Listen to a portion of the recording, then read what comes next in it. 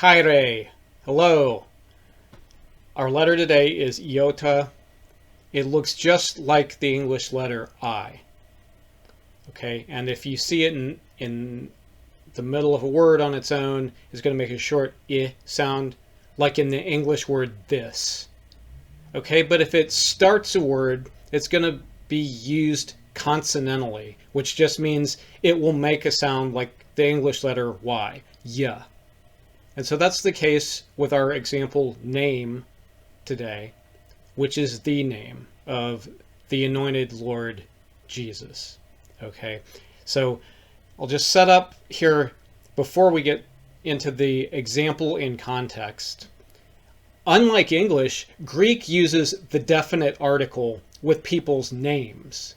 Okay, and so when the text refers to the Lord Jesus, it will say the Jesus. Okay, it's talking about this particular Lord Jesus. Okay, so first example in context. Ha de Jesus lege autoi akaluthe moi.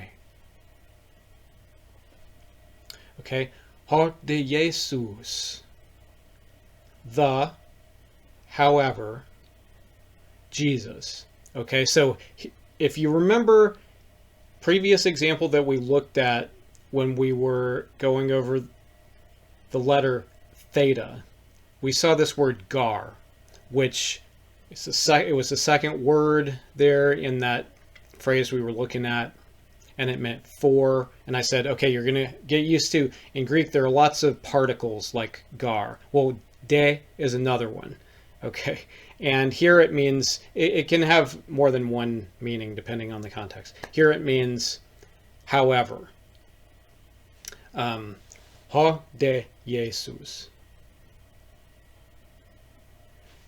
However, Jesus, lege, says, autoi, to him, akaluthe moi, follow me. Okay, so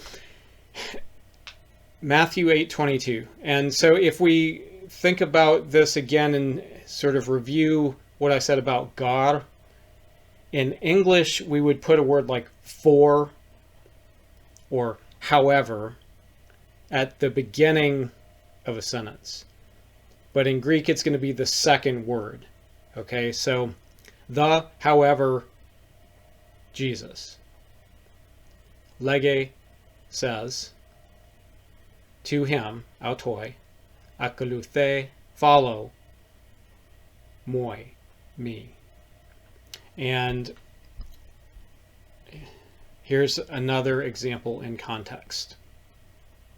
Akalisen to anama autu Yesun. Okay, akalisen, he called, ta anama, the name, autu, his, Yesun, Jesus. So that's from Matthew 1:25.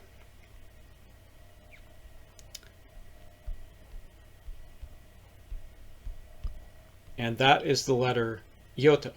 Thank you.